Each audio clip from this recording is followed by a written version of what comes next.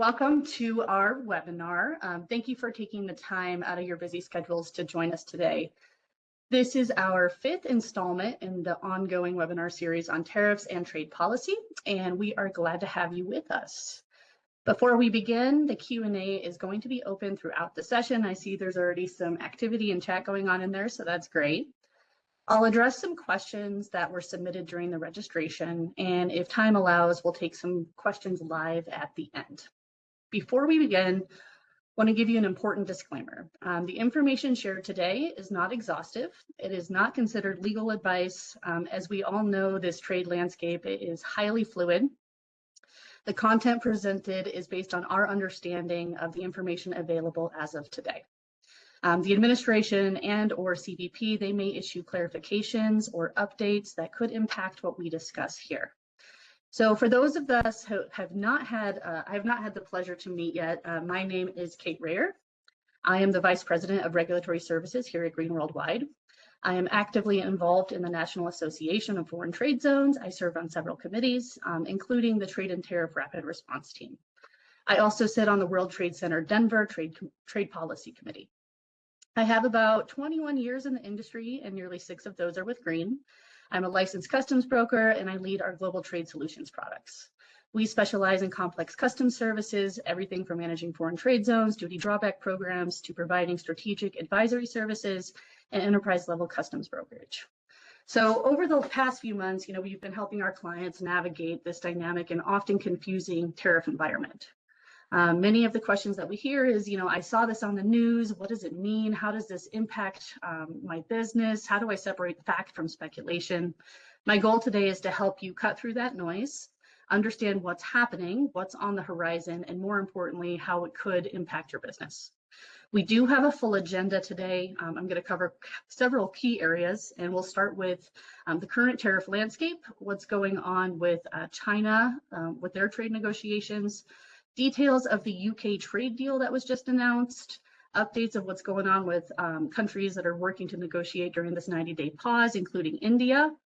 We'll also talk about what's going on in the courts with IEEPA tariffs, updates on Section 232, steel and aluminum, including new derivative products, and also how these tariffs are calculating. So one of these things I also wanted to cover is just really what importers should be working on now if you aren't already, so I'll get into that. And I know, many of you, you're under constant pressure. You're trying to plan amidst this constant change. It's incredibly demanding. I know everyone is stressed, and that makes me especially glad that you are spending the time here with us today.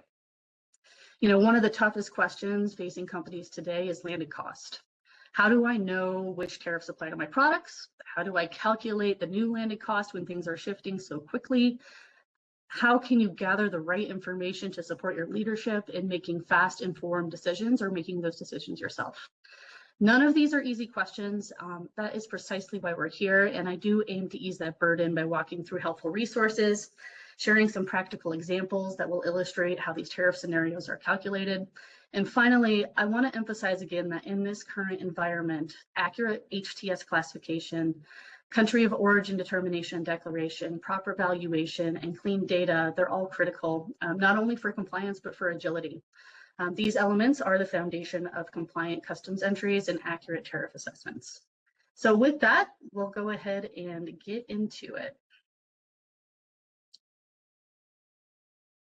Okay, so I wanted to start here first with what should all importers be doing?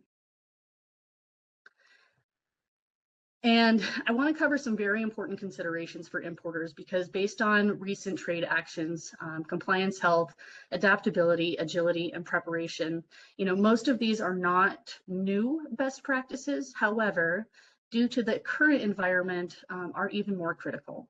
So if you haven't been already, importers should be working on improving supply chain transparency. There are many reasons for this, including proper country of origin application, forced labor considerations, real tariff impacts. Ensuring proper country of origin remains critically important.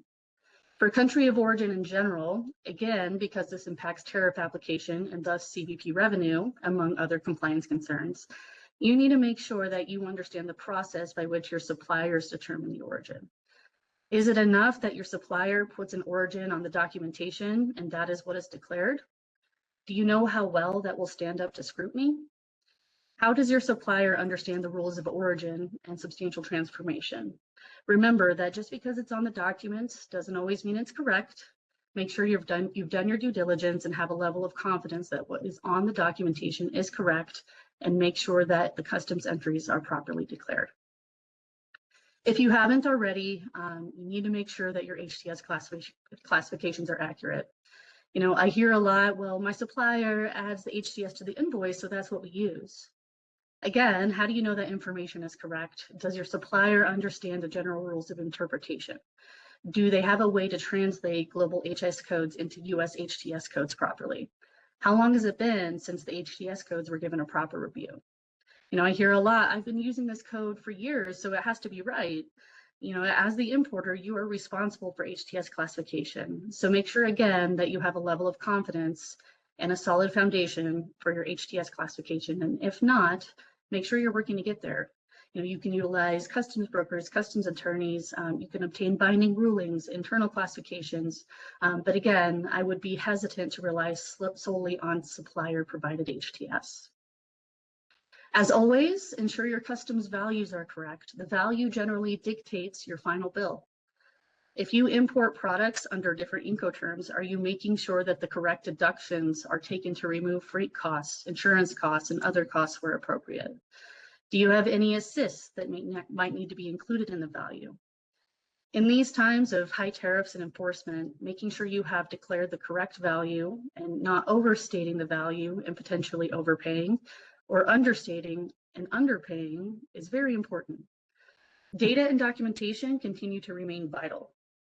There is potential for tariff changes upcoming. There is potential for the current IEEPA challenges to result in refunds of these tariffs.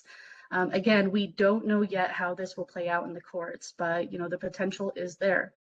Make sure you have your documents. Make sure the entries were done correctly. Leverage your data from your customs broker. Leverage data from ACE if you're not already. If changes do need to be made, you want to make sure that your starting place is solid and that the changes can be made quickly. We'll talk more about monitoring the upcoming tariff actions, but as a note, we do not yet know how any of these potential upcoming changes will impact in-transit shipments. To best be prepared, make sure you're watching your in-transit shipments. That way you'll be able to make some quick decisions as needed and understand how each will be treated tariff-wise if any of the actions do move forward. A lot of companies right now are also working on evaluating alternate sourcing options, ones that might have more favorable tariff rates. My perspective here is to understand these options, see where the chips fall with the tariff negotiations, and be agile. During the higher tariff times with reciprocal tariffs, we saw a lot of interest with bonded storage and foreign trade zone storage to potentially strategically hold merchandise out of U.S. commerce. These programs continue to be great for certain objectives. And for drawback, we will cover this more again later, but if you are importing and exporting from the U.S., make sure you're reviewing your potential for drawback claims. Also on Section 232, if you do have products that are subject to any of the steel and aluminum, not only do you need to know the country of origin, but you also need to know the country of smelt and cast for aluminum and melt and pour for steel. This information needs to be reported on your customs entry, and it is a best practice for your supplier to have this information on the documentation.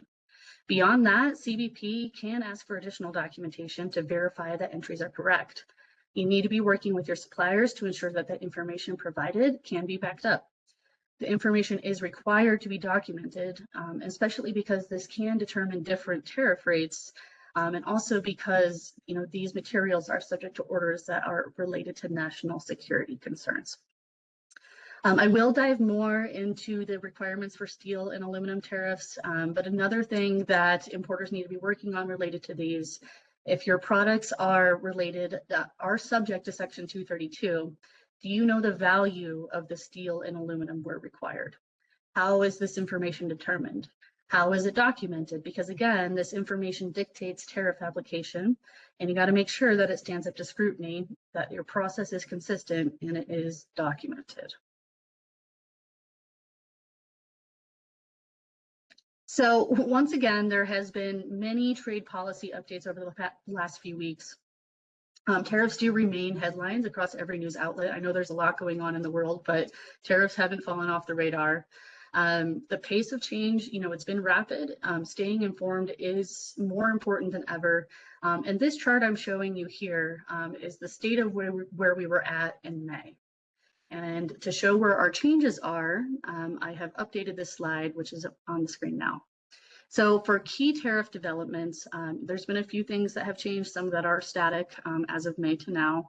So for China and Hong Kong, the 20% tariff under IEEPA, this one that was effective back in March, that one's still in place.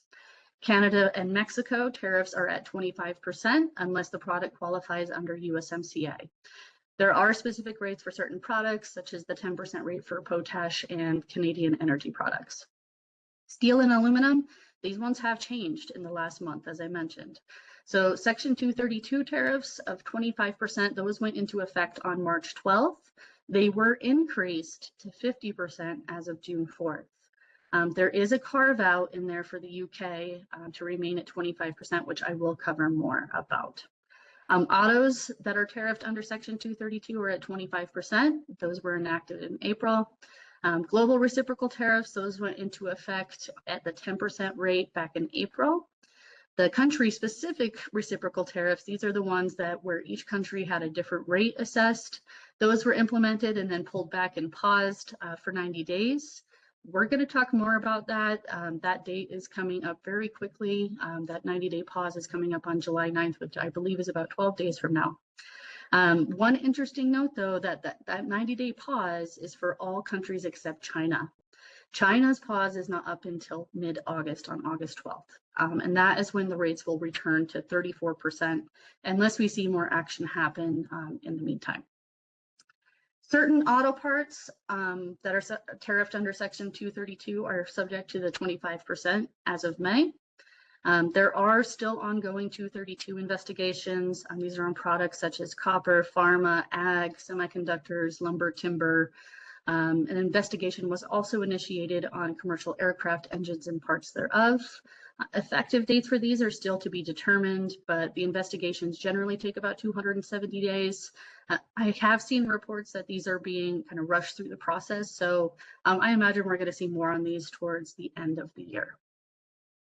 There is also an open comment period with USTR regarding China's maritime, logistics, and shipbuilding sectors. This investigation is under Section 301, and based on previous determinations was due to take effect in October. We are awaiting further updates on that one. And then there's still that one that's hanging out there under IEEPA for countries that import Venezuelan oil. This one is still in TBD. There have been no recent updates, but for now, this means this measure remains under consideration and is not currently in place. There has also been developments with certain countries, which tariffs stack, which do, which don't, the priority orders. We will get into the nuts and bolts of that. Okay, so talking about China negotiations, there have been some updates. So the US and China, they reached a temporary trade framework during negotiations in Geneva. The agreement was set to last for about 90 days, so from May to August, unless extended or altered. They did meet again, and then we saw some more changes happen. And what it's looking like now is that China has agreed to take reciprocal action by reducing or suspending a similar value of duties on US goods. And they also have been allowing some exports of the critical rare earth minerals. The US, as part of the negotiation, is also seeking guaranteed access to semiconductor supply. So where we're at right now is the 10% reciprocal tariff applies to Chinese goods. That is still in place as of now. The 20% tariff under the first IEEPA order, the fentanyl order, is still in place as of now. And the Section 301 is still in place. Those tariffs range from 7.5% to 25%. So right now, the number that has been thrown out in the news is that, we have a 55% out of China, and this is, how we assume this is going to end up being calculated. As a note, though, the reports have been saying the deal is done. However, I have seen nothing in writing yet. So currently, this is what we understand as a temporary framework. So we're watching that August 12th date to see, what happens between now and then and what will be finalized when the deal is actually published. So as of now, this is where we're at, anywhere from, up to 55% on tariffs for China.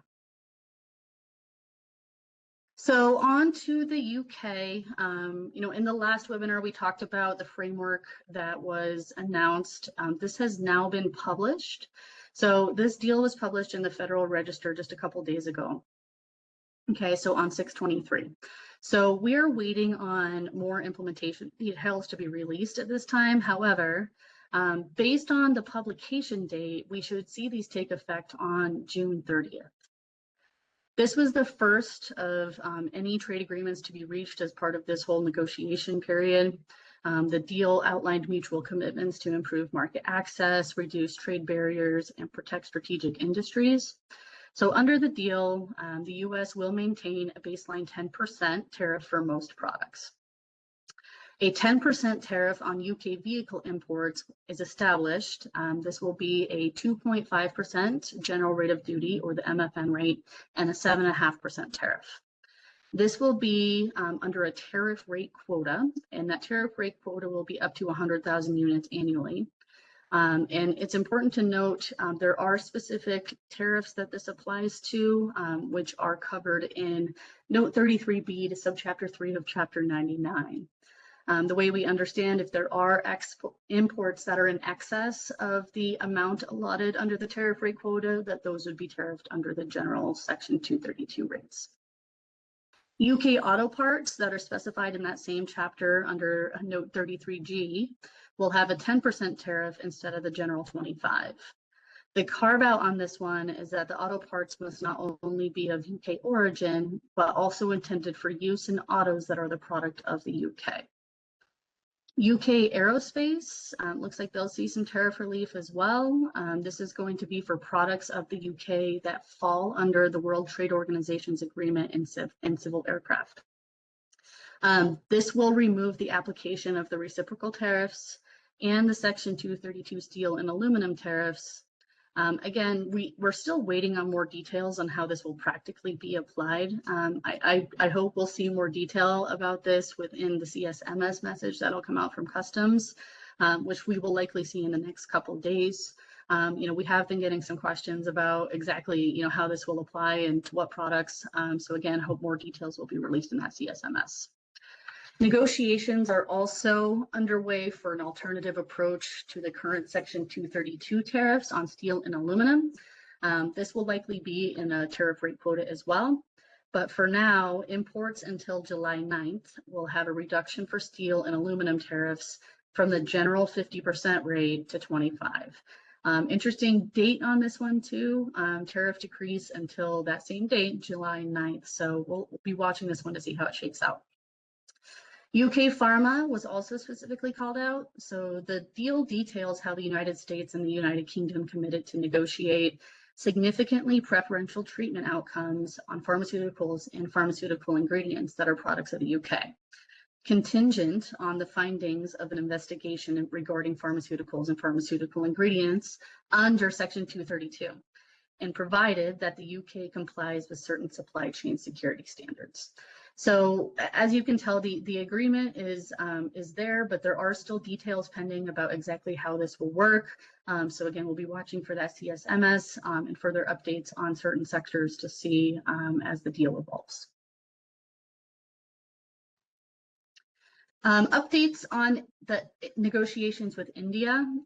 There have been some reports, originally it was like we were really close to a deal, and now the reports are saying that there is a potential deal, but it is facing hurdles. India is resisting lower duty imports for U.S. ag products. They're fearing the impacts on farmers and genetically modified food concerns. There's also been some disagreements regarding data localization requirements in India, market access, medical devices. Earlier this month, a U.S. trade team, which was led by the Assistant U.S. Trade Representative, Brendan Lynch, and officials from India, they all met in New Delhi. Reports were that both sides agreed to expedite talks to get to an agreement. That would include some early wins for both. That deadline, again, is quickly approaching on July 9th. And that, again, is the date that the 90-day pause is due to be over. All right, so I want to bring this chart back. You might recall this if you were on our webinar number 3. This is the Liberation Day tariffs or reciprocal tariffs that have country-specific rates. Again, this 90-day pause is approaching fast. The effective dates of these tariffs was back in April. For now, we still have that 10% baseline. But unless something changes, our understanding is that we will see these tariffs go back into play on April 9th. A reminder on these reciprocal tariffs are based on the product's origin, not the export country. So if you have a product of China that was shipped from somewhere in the EU, the China rates would apply. These rates, they range anywhere from 11 to 50%, depending on the country. If a country is not included on this list, the 10% would apply, again, unless something changes. I'm going to talk about next when do reciprocal tariffs apply and when do they not, so that way we can understand some of the new carve-outs that were made.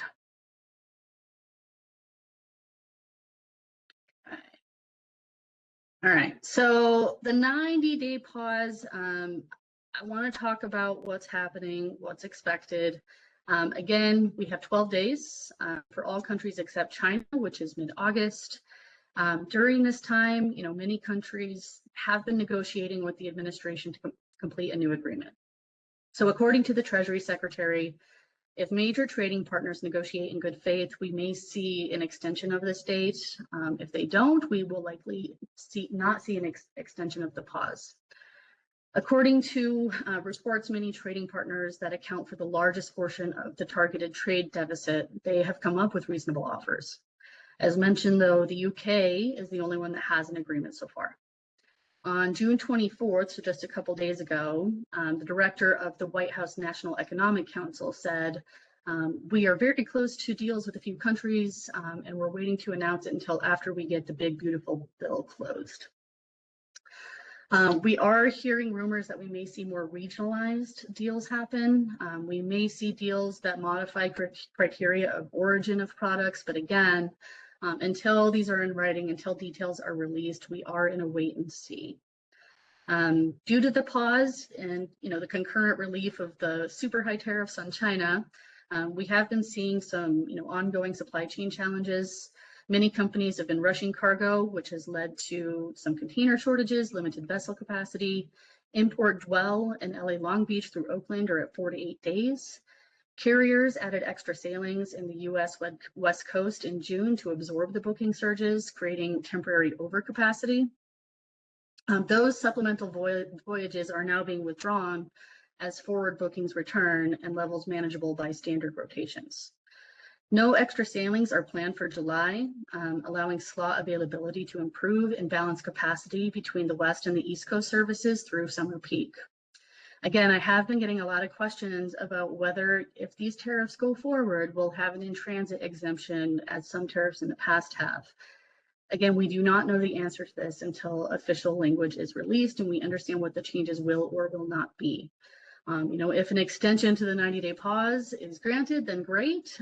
If not, advice is to make sure that you're monitoring your potentially impacted inbound shipments that may arrive around this time, so you can make some quick decisions with your broker regarding port of entries, inbounds, as these all can impact your tariff applicability dates. So talking more about what's going on the legal side of things, there have been, some ongoing legal and political developments surrounding tariffs that are implemented under IEEPA. So in April, 2 companies filed a lawsuit in the U.S. District Court of D.C. arguing that the president lacked the authority under IEEPA to impose tariffs. In May, the court sided with the plaintiffs, ruling that the government could not enforce the tariffs, but only for the 2 companies that initiated the suit. And by June, the government appealed the decision to the U.S. Court of Appeals. And while that case is pending, the ruling remains on hold and the tariffs do stay in effect. The plaintiffs, they directly petitioned the Supreme Court seeking to bypass the appeals court. Their central argument being that the president overstepped his authority by implementing a global tariff plan under IEEPA. The case is getting significant attention, particularly as the appeals court stays allows the tariffs to remain active. I will say, the Department of Justice, they're going to be mounting a strong defense, asserting that IEEPA provides the president with broad authority to regulate international trade during emergencies. Meanwhile, different business coalitions, including associations, are considering joining the suit. Their involvement, it could amplify the pressure on the Supreme Court to fast track the review. And meanwhile, on the congressional side, in response to the growing concerns, bipartisan senators, they introduced legislation to curb the presidential tariff authority. This reflects rising political tensions with moderate Republicans joining Democrats and criticizing the scope and economic impact of the tariffs. Additionally, on the legal side, 2 federal courts struck down sweeping tariffs imposed by the Trump administration under IEEPA. So the CIT panel ruled unanimously that these actions were unlawful. A nationwide permanent injunction was issued to bar the government from collecting these tariffs. Importantly, though, the CIT did not conclude that the president lacks general authority under IEEPA to impose tariffs. Instead, the decision focused on implementing these specific tariffs, noting that they served as leverage and did not directly address the issues. The injunction invalidating the IEEPA tariffs has been stayed. So just like the last one, importers must still pay these tariffs as legal proceedings continue. The administration's efforts to uphold these tariffs are ongoing. This case will likely see the Supreme Court. Even if the Supreme Court blocks the tariffs, the administration may pursue, implementing its tariff agenda with alternative legal authorities. This could include Section 122, 338, 301, or 232. So, these legal battles, they underscore the complexities of trade policy and executive authority. The outcome could significantly shape the regulatory and economic landscape for U.S. trade moving forward. We do expect that we'll hear more on this more towards the end of July or August. And, depending on the outcome, it may require actions if, a big if, refunds are authorized. It's especially interesting that these legal battles are happening at the same time as negotiations for new trade deals. So it's going to be interesting to see if some of the countries hold out, see how these legal proceedings turn out before making concessions in trade. So it's going to be a really interesting time to see, what deals get done, which don't, and all if they're considering this as part of their overall strategy. So for some other news, de minimis speculation, I've heard some rumors, again, just speculation that we may start to see different maximum levels set by country. Mexico has reported 165% increase in foreign direct investment in Q1 of 2025. Sectors like automotive and electronics are leading the surge. This trend appears to be driven by fears over escalating tariffs. The EU, as of June 19th, looks like they're readying some tariffs on their side if if new tariffs go through. Again, I saw more reports this morning that we might see a deal, we might not with the EU, so watching this one pretty closely. Canada is also preparing new and revised tariffs, including tariff rate quotas that will be adopted in the coming weeks. And again, just as another note on China, they have approved limited export licenses for limited exports of rare earth minerals, which is a big sticking point for this trade deal. And I saw they also have worked on some student visas. So all of these things are leading towards progress, but we're really in a wait and see pattern to see how this ends up shaking out. Other notes are the Haiti Hope Help Agreement and AGOA, which is the African Growth and Opportunity Act. These agreements are both set to expire at the end of September without approved continuance. So, we're going to be watching this one closely. The potential expiration of these agreements raises concerns about, trade continuity, economic impacts in these affected regions. Despite all of these ongoing trade uncertainties and economic pressures, interest rates are remaining static. This decision reflects efforts to stabilize the economic outlook, amid a volatile global trade environment. All right, so on to tariff stacking. In our last webinar, we talked about unstacking the tariffs. Well, now we've had an evolution of that, and we need to talk about new tariff priority order. So there has been updates to these policies, which were effective June 4th. And before I get into it, a quick note for context. Subject to in this order means that a duty of more than 0% is owed under the tariff action. According to the policy updates, Section 232 for auto and auto parts take priority. So to determine which tariffs apply, you first need to determine if an article is subject to 232 auto and auto parts. If so, then the article is not subject to 232 aluminum or steel, is not subject to IEEPA Canada or IEEPA Mexico. If the article is not subject to the 232 auto or auto parts, you then move on and need to determine if it's subject to the 232 aluminum or steel, with aluminum first in that priority order. So suppose the article is subject to 232 aluminum and or 232 steel tariffs, as well as the IEEPA Canada or IEEPA Mexico tariffs, meaning it's a product of Canada or Mexico. In that case, it is not subject to IEEPA Canada or IEEPA Mexico. For derivative products, it's possible that the product is subject to both the 232 aluminum and 232 steel.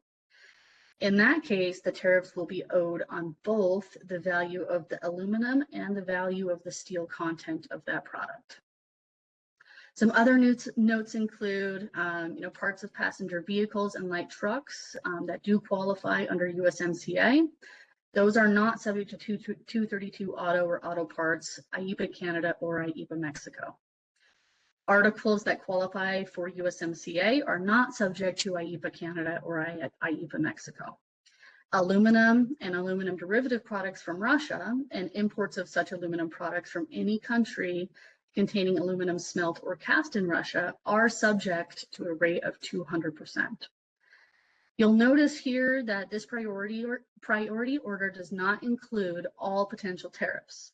With IEEPA fentanyl for China or the reciprocal tariffs, these are not included in this chart. This is because IEEPA fentanyl of China applies to all imports unless exempt, so it's not on the decision tree. Reciprocal tariffs also had some updates of when they do and do not apply, which I will cover next. Okay, so this chart is new. So we made this one to help illustrate, which tariffs, which reciprocal tariffs apply, what scenarios do they not apply. Again, this is based on the updated guidance of this month. So first, if products are subject to Section 232 auto or auto parts, in this case, reciprocal tariffs do not apply. If products are subject to Section 232 steel or aluminum, but you are only declaring part of the import value on the steel or the aluminum, the balance, so the non-steel and non-aluminum part of that value, is now subject to reciprocal tariffs. This is a policy change. This is new. Products of Canada or Mexico have their own IEEPA order currently and are not currently subject to reciprocal tariff. This might change if the other IEEPA orders are terminated, and the way we understand it, if that happens, we would see a 12% tariff apply. Exemptions to reciprocal tariffs are listed in Annex 1 of Executive Order 14257. The list includes products such as copper, pharma, semiconductors, lumber, critical minerals, energy products, and is aligned with other Section 232 investigations. After the policy was released, there was another exemption list released, which included some electronic products. And for those products classified under the tariffs listed in that exception list, the reciprocal tariffs do not apply.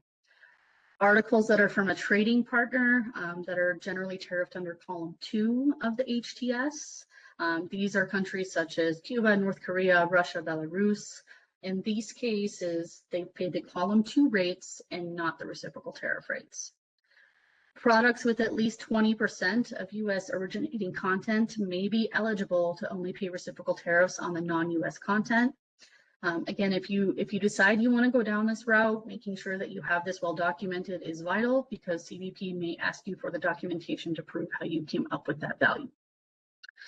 Other exemptions include products classifiable in Chapter 98, informational materials, and other than that, if you have imports not meeting the criteria above, in general, it is likely that reciprocal tariffs apply to your imports.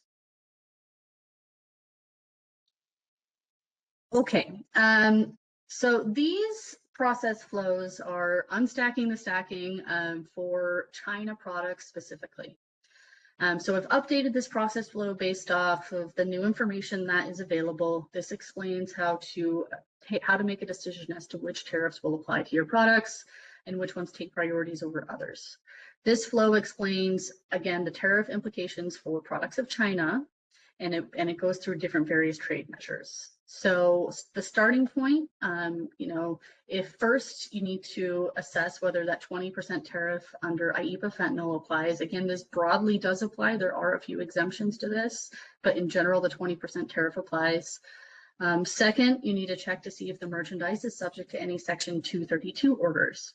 So again, for priority order, Section 232 for autos and auto parts take priority.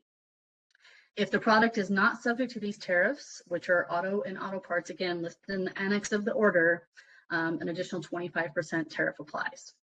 And then Section 232 and aluminum tariffs, steel and aluminum tariffs, and reciprocal tariffs do not apply. Okay. If a product is subject to 232 steel and aluminum, but not 232 auto and auto parts, meaning you are paying a portion of the steel or aluminum tariffs if you're splitting the value, or you're paying on the entire value, the additional 50% tariff applies. Again, if you are only paying the steel and aluminum tariff on a portion of the value, as of recently now, the reciprocal tariff now applies to the balance, so the non-steel and non-aluminum value.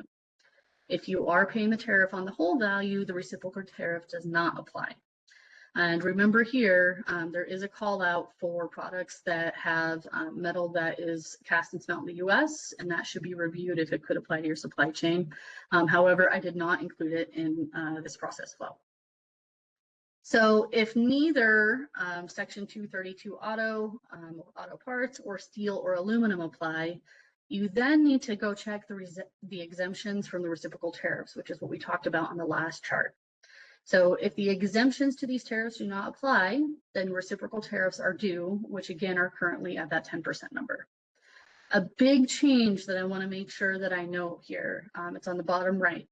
So effective June 28th, for aluminum derivative products subject to 232, if you do not know the country of cast and smelt for the aluminum, there is now going to be an additional 200% tariff applied to the aluminum. Okay, so getting this information has become critically important.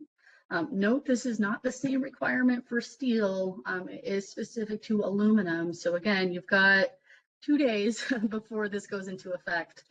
So make sure that, best practice, get this information on the documents, but you don't want to be in a situation where you're declaring unknown as of June 28th, because you will have that 200% tariff applied.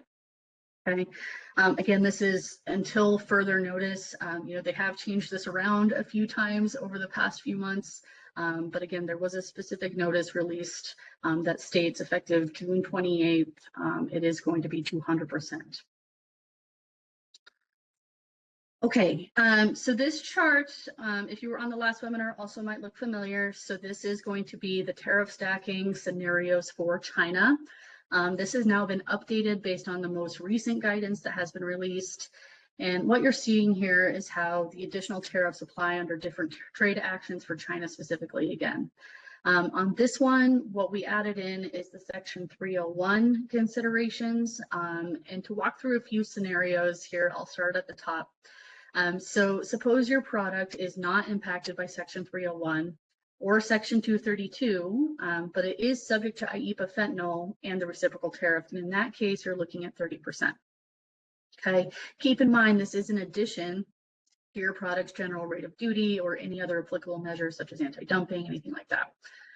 In the second row, let's say your product has 7.5% Section 301 tariff, but no Section 232. Okay, in that case, you would also have the 20% under IEEPA fentanyl and the reciprocal 10%. So in this case, you're up to 37.5.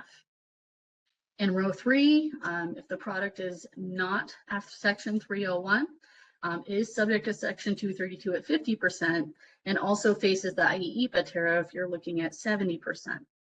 The reason that I have marked that 70% in red is because how this actually adds up really depends on how the Section 232 is calculated. If the Section 232, again, is calculated based on the value of steel or aluminum, that total would be different. If it's calculated at the full value, then you're looking at 70%. So there are some variables in there depending on how exactly the tariff is applied. So that red text is indicating that. In row 4, if your product does have a 7.5% for Section 301, 50% for Section 232, 20% for IEEPA fentanyl, you're now looking at 77.5. A product with Section 301 at 25%, no Section 232. Again, IEEPA fentanyl at 20, reciprocal at 10. You're now looking at 55. And last and greatest, the product with Section 301 at 25%, Section 232 at 50%, IEEPA fentanyl at 20%, reciprocal tariff, again, depending on how this is applied, you're now looking at approximately 95%. So this chart does not cover all of the realms of possibilities, but again, it is kind of showing how, understanding which tariffs apply to your products, understanding which ones applied depending on the country of origin, depending on the cast and the smelt country, is really critical to understanding your landed cost, what your total duty and tax bill will be.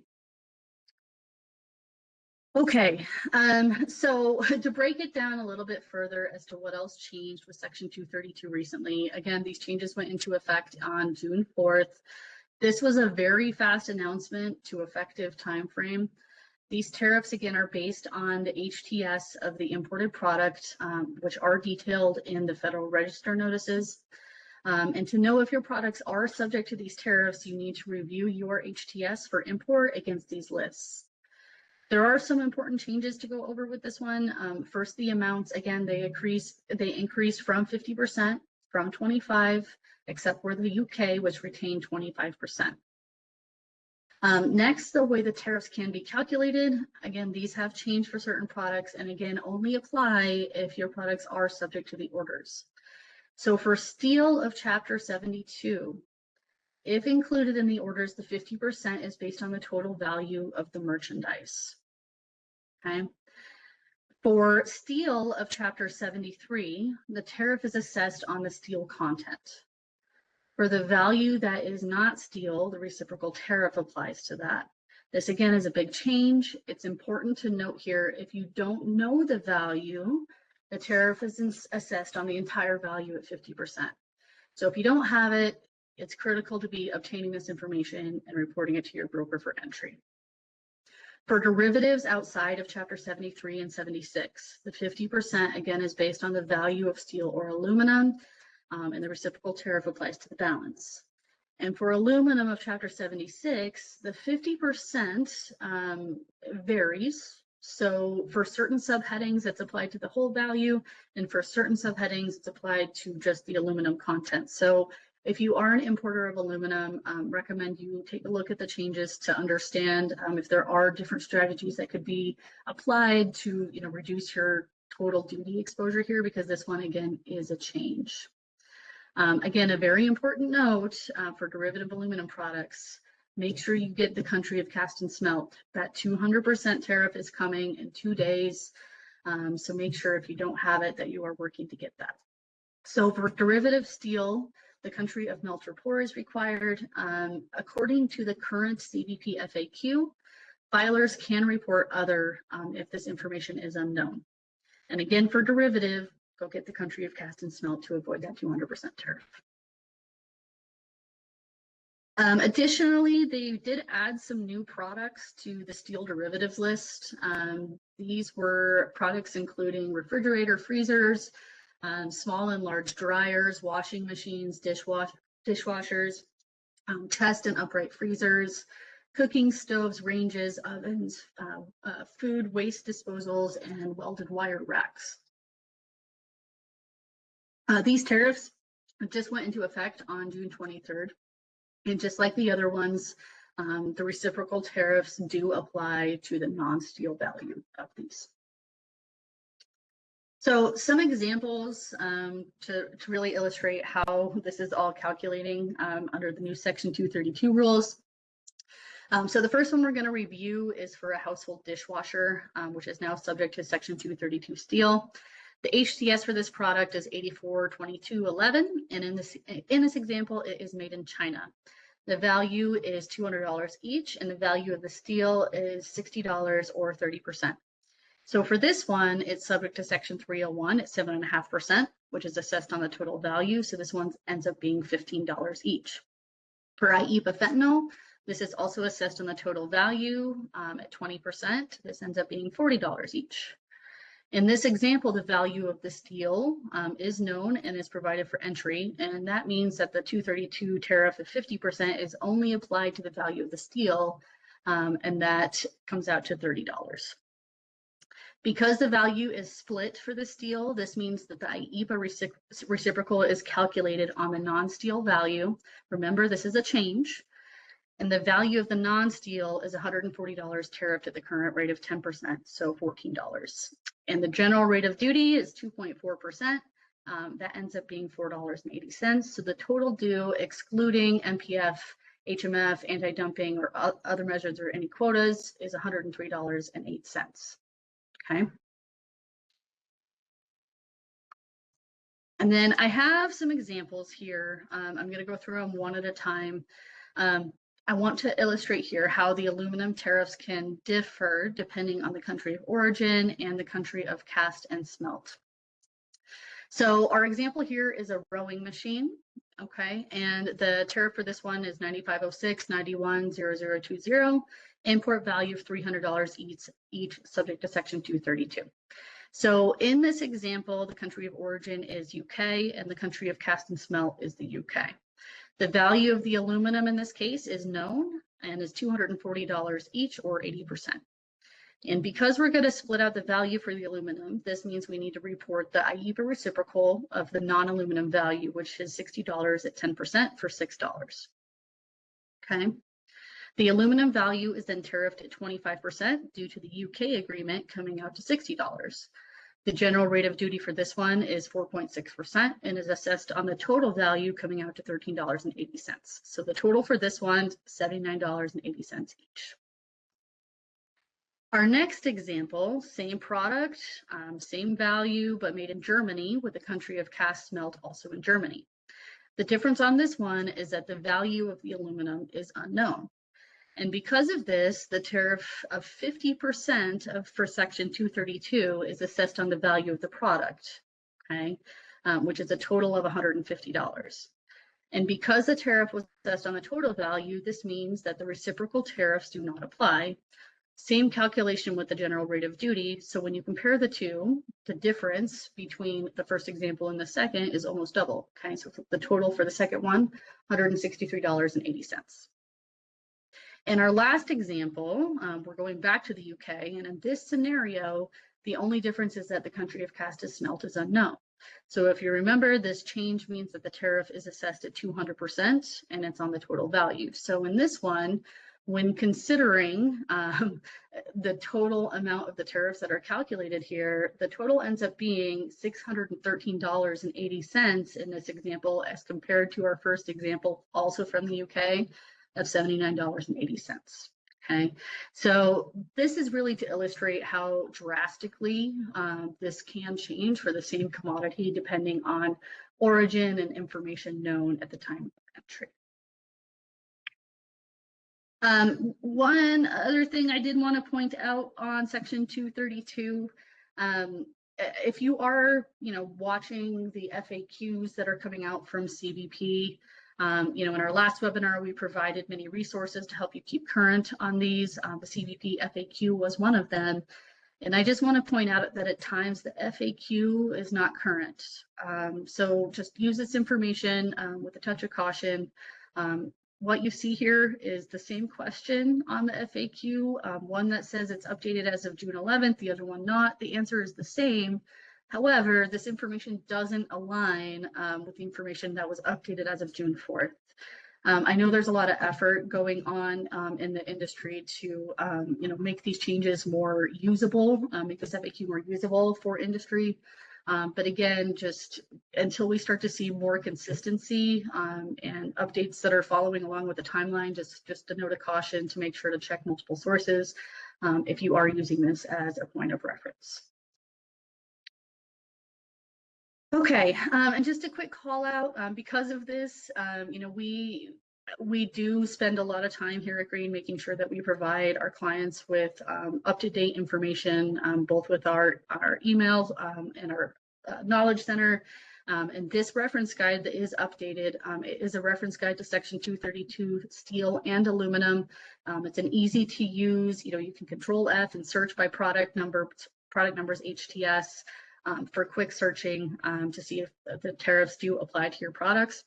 This guide is on our website, and if you subscribe to our updates, you will get refreshed copies as they are published as well.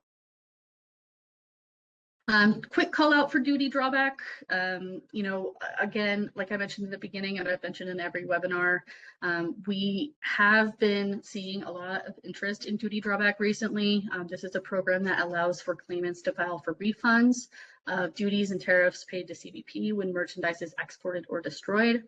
Currently, Section tariffs are eligible along with the IEEPA reciprocal tariffs.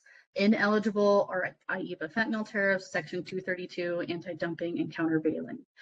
So again, if you are importing and exporting, make sure that you are evaluating your opportunity to claim some money back. Just want to quickly call out the trade statistics as I went over them on the last webinar. So the updated information as of April, so CBP completed 33 more audits. Total collected as a result of these audits was 18.46 million. And revenue recovered due to entry summary reviews was at 2.37 billion just as of April. Total import value of goods, 290 billion. Total entry summaries filed was 3.35 million.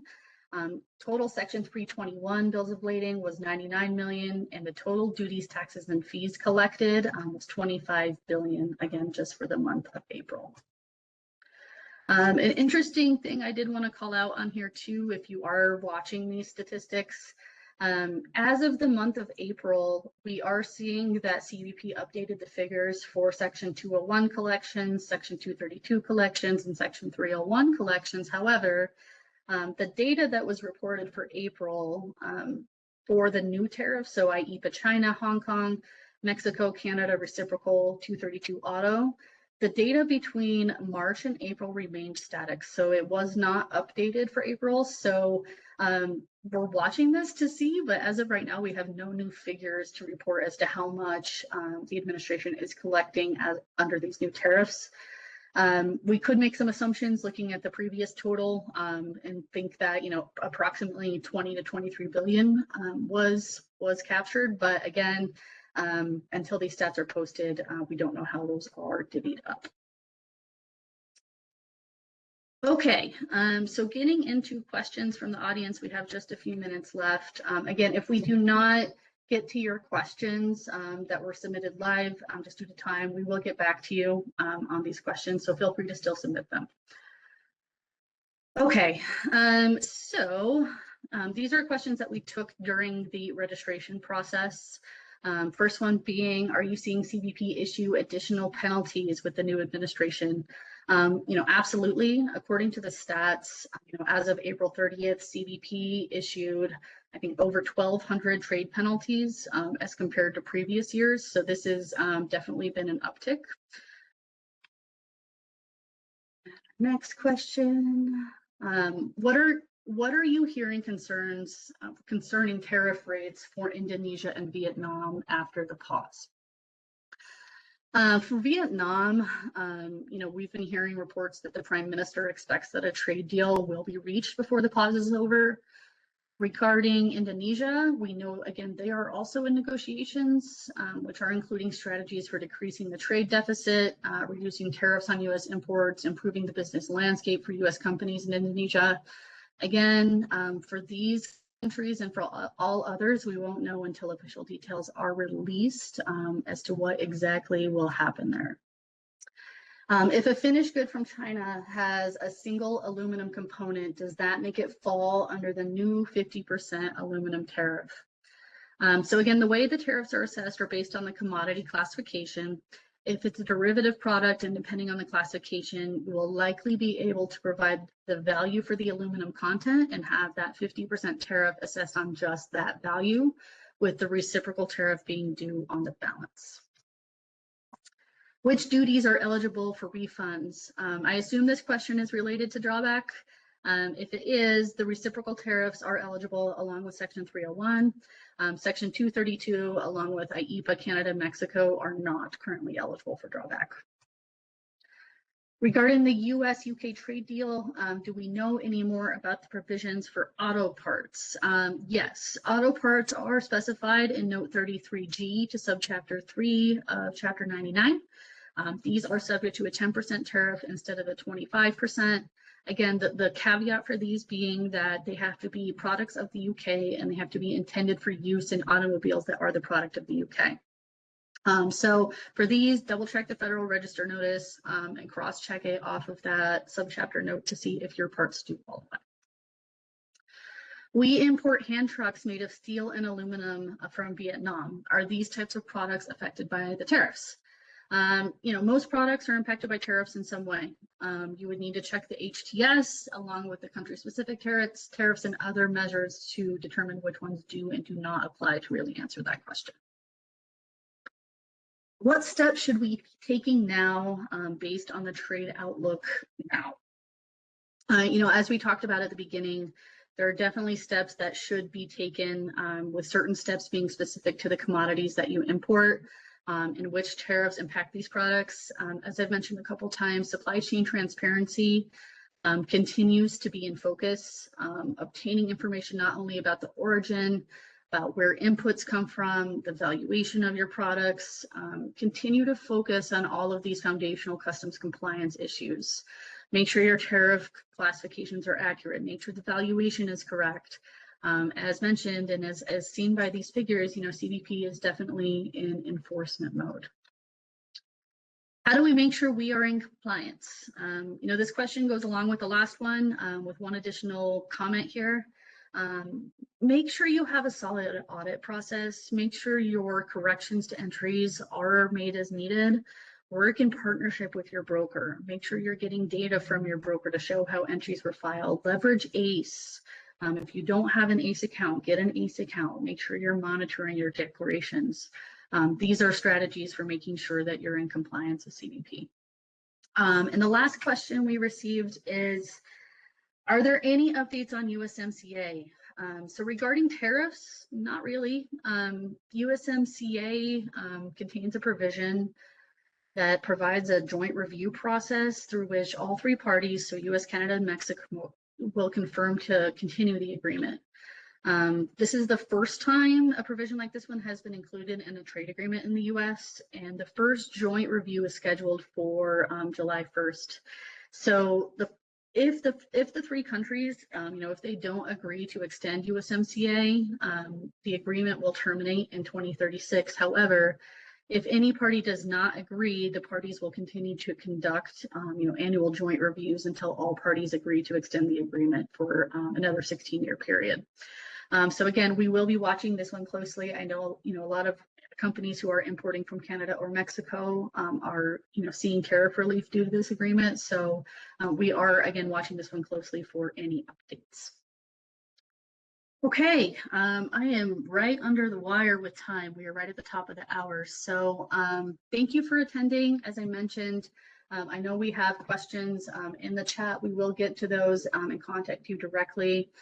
We did cover a lot. We're going to continue to see shifts and developments in the coming months. I know tensions are running high with all of the chaos in trade policy and news.